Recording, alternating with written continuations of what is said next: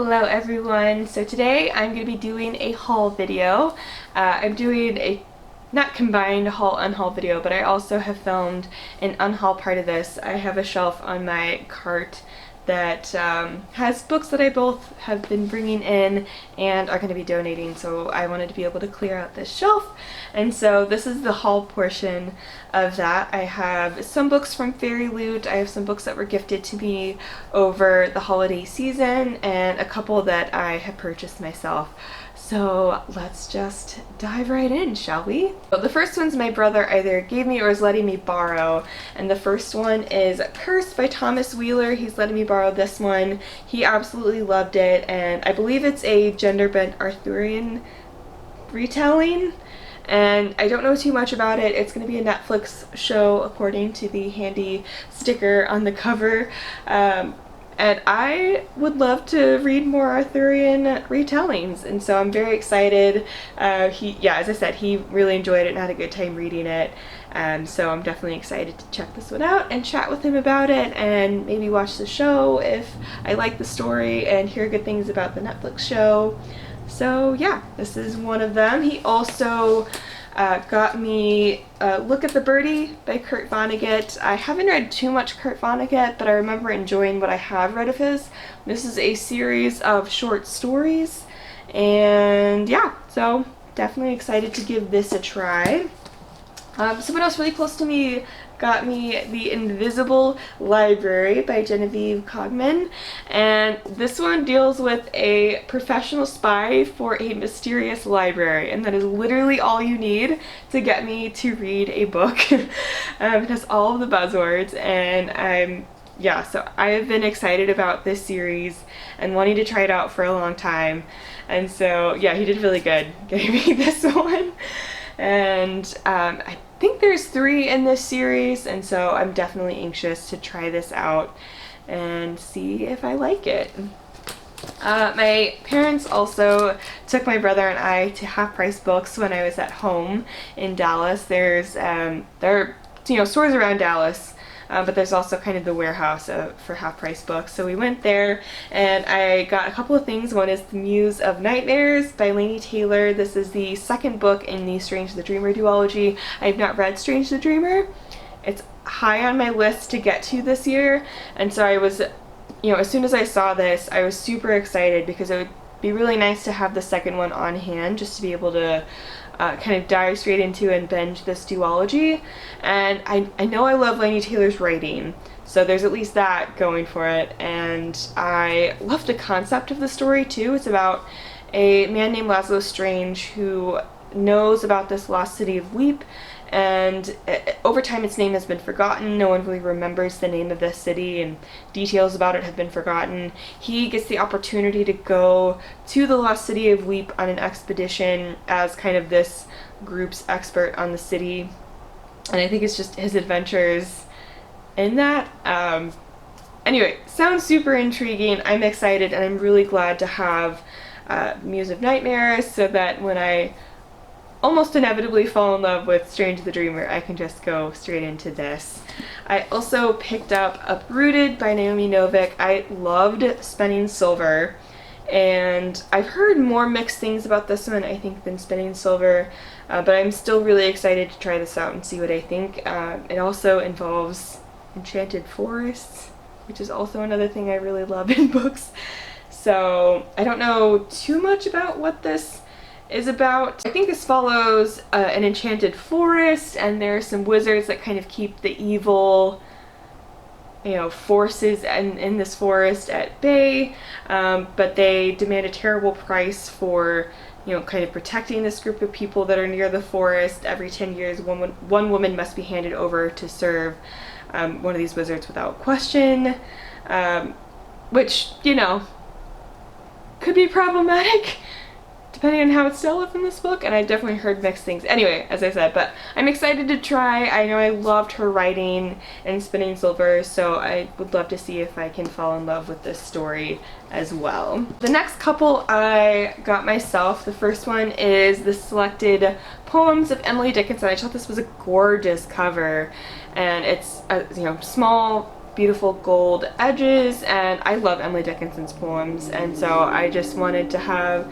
a small but pretty book that had a collection of some of her works. So it was in the discount section at Barnes & Noble, so I went ahead and picked that up. Also from Barnes & Noble. So I saw a 50% off table, and to my utter delight, Slay was on this table. And not just any copy of Slay, a signed copy of Slay was on the 50% off table. So I got it because I have been so excited to try this story, and I mean, I could not pass it up for 50% off. It is about, and also this cover is everything. But it follows the main character, Kira, and she is, I believe, around 17 years old. I think she's a high school student. She is the creator of this virtual reality game called Slay, but no one knows that she was the one that created it. And there is an instance of violence surrounding the game, an instance of violence that happened in real life that kind of is about the game, or a conflict that came up because of the game or something. Someone is murdered, and people kind of start to turn on this game and call it racist, and it's about Kira's experience as the creator of this game when kind of that virtual reality life and her personal life merge, and she has to kind of deal with what happened and kind of deal with the racist undertones of what people are saying, and kind of deal with the racist stuff that people are doing as a reaction. And I'm just super intrigued. Jessie from Books and Bowties talks so highly about this book. I was already hyped to read it before they talked about it in some of their videos, but now I'm just super excited. And yeah, I will probably be getting to this in February, because I would love to read as many books as I can by authors of color in February, in particular Black authors. And so I think I'm going to save this for February, but very excited. So the next three are Fairy Loot books that I've received. The first one is A River of Royal Blood by Amanda Joy. It's also by a Black author, so I'll also probably be reading this in February, but it follows also this cover. These covers are gorgeous. It follows these two sisters on the cover here, and they need to face off and, have a battle to the death for the throne. And I don't remember I know I read the synopsis a while ago. I don't remember all the other details of kind of the backstory, but it sounds super intriguing. I've heard wonderful things, and again, this cover is stunning. So yeah, definitely excited to check this one out. The next two both came in the December box for Fairy Loot. There is a new release as well as an arc of something coming out in March. So the new release is Eight Will Fall by Sarah Harrion. Not sure if I'm pronouncing that correctly. It's a group of people, and in this society, the queen has banished magic, essentially, and there are 8 people who have magic who literally, I believe, live underground. But there's an evil that kind of befalls this kingdom, and the queen needs to turn to these people with magic who, she's literally kind of driven underground. She needs to turn to them to kind of help battle this evil that's befallen the kingdom, and it's about that experience. And I think some of them start dying, and hopefully it's just a super fun, fast-paced story. Sounds super intriguing. Again, a freaking stunning cover. And this one also came with some gorgeous art on. Ugh, can't actually get it. This one also came with some gorgeous art on the reverse of the dust jacket. So very pumped for this. And the arc that they had in that one was Wicked As You Wish by Ren Shapeko. I've been so excited to try a Ren Shapeko book. especially since Melanie from Melissa the Annie has been talking about a bunch of Rancho Becco's books. I've just been so excited to try her writing, and this one is coming out, I believe, March 3rd, if I'm not mistaken.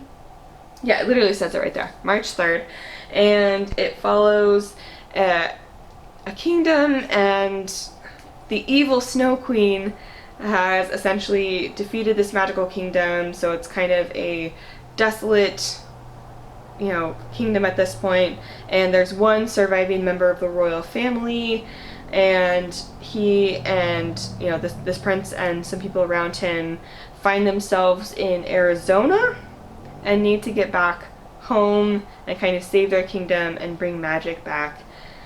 And I am just hoping it's going to be a good time. And yeah, so definitely pumped to have this. Maybe I can get to it in February. I'm also hoping to read the Broken Earth trilogy in February, so definitely going to be a very busy reading month in February. But we'll see if I can get to it before it comes out. Maybe not, maybe, who knows. Hey everyone, Future Emily here. So after I got the books that I just hauled, I got a few more on Amazon, and since I'm trying to buy as few books as possible and I'm not anticipating getting any more coming up, I just wanted to go ahead and add these to what I've already filmed and just edit all of it together, just so I can go ahead and clear these books out of the unhaul part of my cart and just get them on my shelf. So I'm gonna add a few. I actually have already read them. So one was A Night of Cake and Puppets by Laini Taylor. This was the last thing I needed to read to get through the entirety of this series. So this is the novella in the Daughter of Smoke and Bone series, and by Laini Taylor. And I also really wanted to get a physical version of this because her husband actually did a lot of art throughout it, and so it was so cool. And it's just a nice short, I think it's under 200 pages with big text in those images kind of drawn in the middle of different pages, so it was really quick to get through, but it was so cute. I'll talk about it later, but yeah, this follows two side characters and their love story. Really adorable. So I went ahead and picked that up. I also got a novella in a different series so that I could get caught up, and that is The Gentleman's Guide to Getting Lucky by Mackenzie Lee. So this is in her Montague siblings series, and this was the only thing out in that series that I hadn't read. It's super short. I think it's 100 pages, somewhere thereabouts. Yeah, it's a little over 100 pages. Super fast to get through. I also listened to this on audio while I was reading it, and it's just, I love the audiobooks for this series. And I knew I wanted to go ahead and just have a physical copy as well, because I knew it would be super precious. And I knew I would want a physical copy of this whole series. And that brings me to the last thing I got, which is The Lady's Guide to Petticoats and Piracy. I listened to this on audio, as I said, and I wanted a physical copy, because the only one I had a physical copy of was the first one. And I knew there was so much that I wanted to annotate and mark. Just so many funny moments in this, and so I just wanted to go ahead and grab a physical copy while I was grabbing the other thing in the series. So I have now officially completed everything that's out in this series. She has one coming out this summer, I believe, and I mentioned that in my 2020 releases video, but otherwise now I can mark the Daughter of Smoke and Bone series off my list. Anyway, just a quick update for some things I got recently, and hopefully I won't be doing a haul for a while because I don't have any more room. But yeah, so those are the books that I've acquired recently. Let me know if you've read any of these, or you know, what your thoughts are about them. Be sure to let me know in the comments down below, and I'll also be sure to subscribe as well. I'll also link my Twitter and Instagram down below. That's where I like to hang out. I'll leave both my bookish ones and my personal / climate Instagram and Twitters down below, as well as my climate channel. And I'll see you in the next one. Bye.